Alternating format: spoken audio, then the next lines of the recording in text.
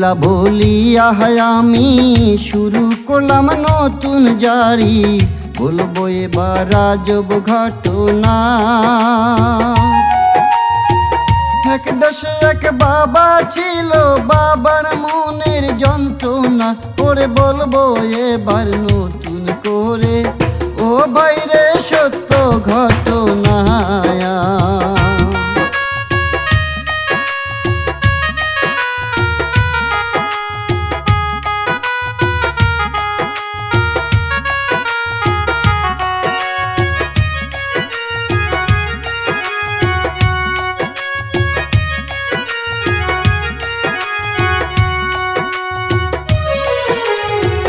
অসহায় মাহারামে মায়ের আশায় থাকের চেয়ে মর মায়ার ফিরে আসবে না। এই ভাবিয়া স্কুলে যায় লইয়ার বুকে যন্ত্রণা, ওর শোনেন বলি নতুন করে, ও ভাইরে আজব ঘটনা।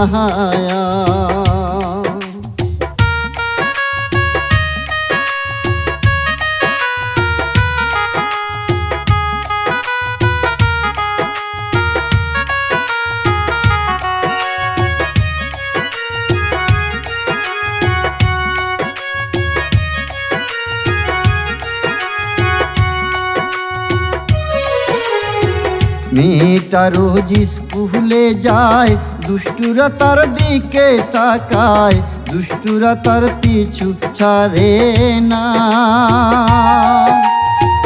ইফটিজিং তাকে রোজই করে, বুকেতে পোষে যন্ত্রণা, ওরে শোনেন বলি নতুন করে, ও ভাইরে আজব ঘটনা।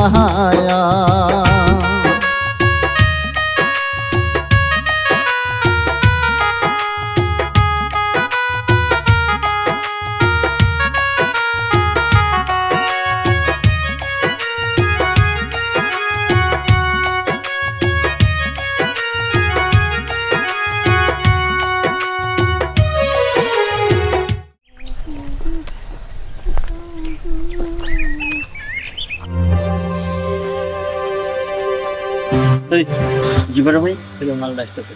জি বাবু আসতেছে।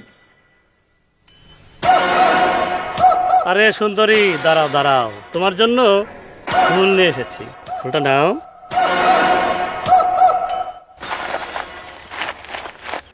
নে ফুলটা নিছি। আরে এই তোরা রাস্তা আটকেছিস কেন? সর এখান থেকে। এই সুন্দরী, তুমি আমাদের পাখি অন্য জায়গায় খুদ খাও না, এটা তো আমি মেনে নেব না। একদম ফাউল কথা বলবি না, রাস্তা ছাড়তে বলছি। আমাদের সাথে পাঙ্গা নিও না। একদম বাজে কথা বলবি না, রাস্তা ছাড়। আরে তুমি যখন কিরণের সাথে ডেটিং করো, আমাদের সাথে ডেটিং করতে কি তোমার খুব অসুবিধা হয় না? একদম বাজে কথা বলবি না। খায়া ভালো কিন্তু। রাস্তা ছাড়তে বলছে, ছাড়। তোর এত বড় সাহস! ওই জি বড় ভাই। ব্যবস্থা নে।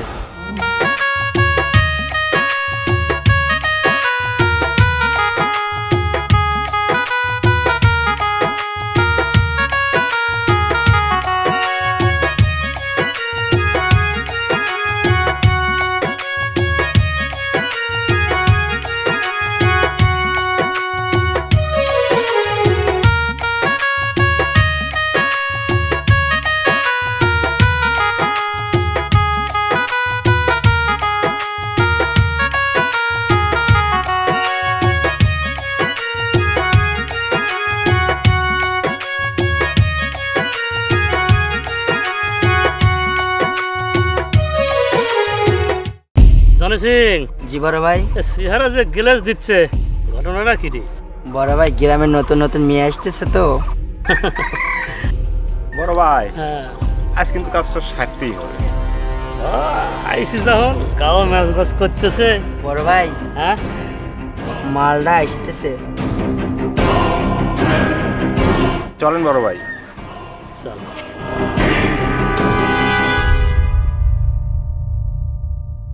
দাঁড়াও পাখি, তুমি অনেক মানুষের খুদ খাওয়াইছো, আজকে আমাদের একটু খুদ খাওয়াও। কি ব্যাপার আপনারা এখানে? আর কি চাই? হ্যাঁ কি চাই তুমি বোঝো না? ওই কিরণের যখন তুমি এই খুদমুদ খাওয়াও, আমাদের কথা কি তোমার একটুকু মনে হয় না? একদম বাজে কথা বলবেন না। জনি সিং, জি বড় ভাই। অর্থ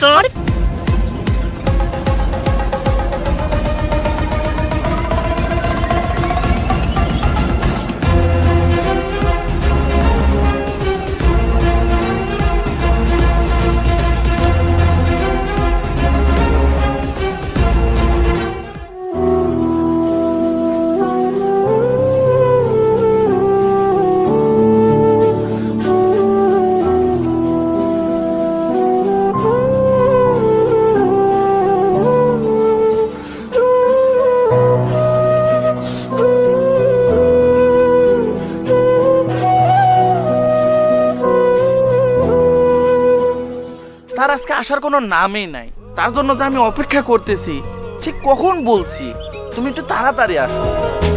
ভাল লাগে না এসব। আরে কি ব্যাপার, মন খারাপ কেন তোমার?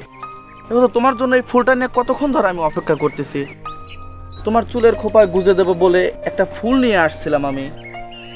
আচ্ছা কি হয়েছে বলবা কি আমাকে? মন খারাপ কেন? কান্না করছো কেন? কি হয়েছে আমাকে খুলে বলবা তো? আমি না খুব সমস্যায় পড়ছি। তা তুমি সমস্যায় পড়ছো সে বিষয়টা তো আমাকে বলবা। গতকালকে বিকালে যখন আমি প্রাইভেটে যাই, হ্যাঁ তারপর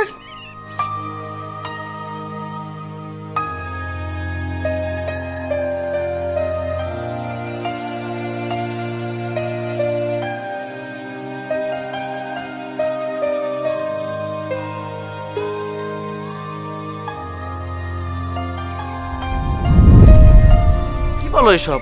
শোনো না, আমি বলি কি, তুমি আমাকে বিয়ে করে ফেলো। তুমি আমাকে বিয়ে করে ফেললে সব সমস্যার সমাধান হয়ে যাবে। আরে না, কি বলো এসব? আর আমি তোমাকে বিয়ে করব? আমি একটা ধর্ষিতা মেয়েকে বিয়ে করব? আমার পরিবার মেনে নেবে? কিভাবে সম্ভব? আর সমাজ কি বলবে? তুমি তোমার পরিবারের কথা ভাবতেছো, এই সমাজের কথা ভাবতেছো, একটা বড় আমার কথা ভাবতেছো না? আমার কি হবে? আরে তোমার কথা ভাববো কি? তোমাকে তো আমি এর আগে অনেকবার বলছি তুমি একটু ভালোভাবে চলাফেরা করো, নিজেকে একটু সংযত করে চলাফেরা করো। তুমি কি আমার কথা শুনছো কখনো? কি বললা তুমি? আচ্ছা, এর জন্য কি আমি দায়ী? আমি কি নিজে ইচ্ছাকৃতভাবে কোনো কিছু করছি? হ্যাঁ, এটা তো তোমারই দোষ ছিল, তোমার অসচেতনার কারণে তো আজ এই ঘটনা ঘটলো। তবে একটা কথা বলি শোনো, আমি তোমাকে কখনোই বিয়ে করতে পারবো না। আমি একটা ধর্ষিত মেয়ের সাথে সংসার করতে পারবো না।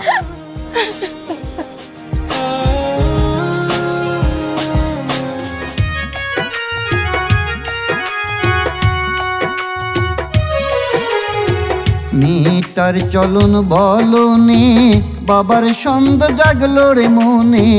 বাবা বলে কি হয়েছে মা?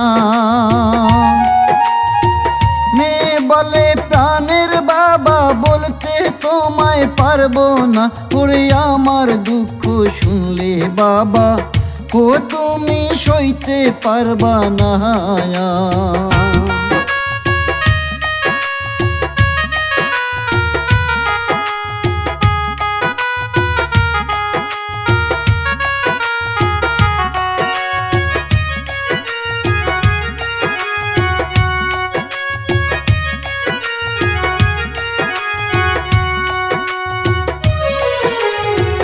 বাবা এবার জানতে পারলো মেয়ে আমার কি করিল।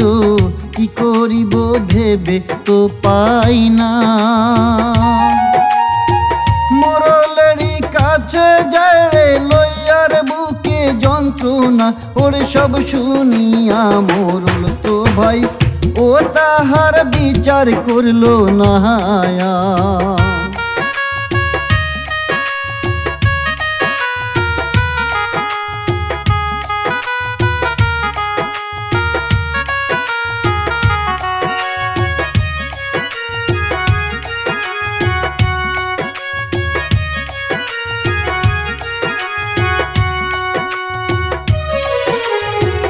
কিছুদিন পর বুঝতে পারলো পেটে বুঝি সন্তান এলো। ঠিক মতো সে খাইতে পারে না। কেমনে সইবে অবুঝ মেয়ে, এমন হায় রে যন্ত্রণা। ওরে এমন দুঃখ শুনলে পারে, ও চোখে পানি ধরে না।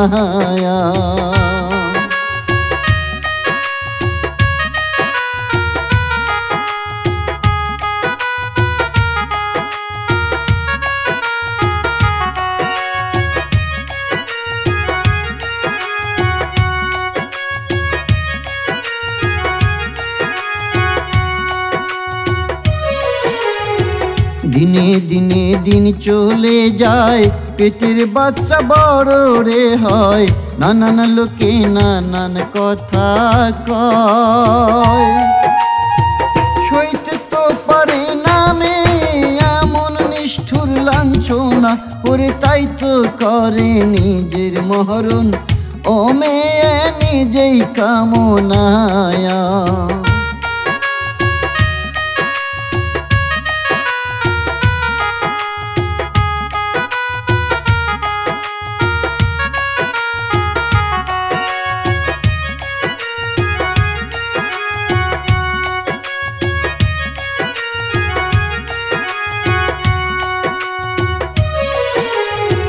মেয়েটা বাজারে গেল, বাজার থেকে বিষ কিনিল, এইভাবে আর জীবন রাখবে না। বিষ খাইয়া মারা গেল, বুকের লইয়া যন্ত্রণা, ওর দোহাই লাগে এমন কাজ ভাই, ও হায় রে তোমরা কইরো না।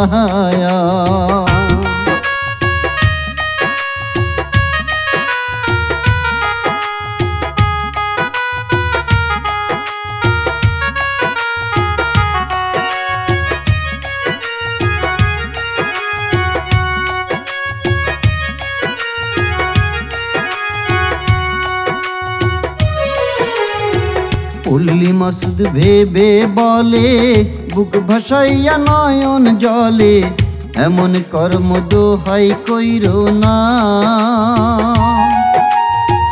তুহিন ভাইয়ের এই মিনতি, ধর্ষণ মুক্ত চাই পৃথিবী, তবেই হবে এই পৃথিবী ও ভাইরে সুখের ঠিকানা।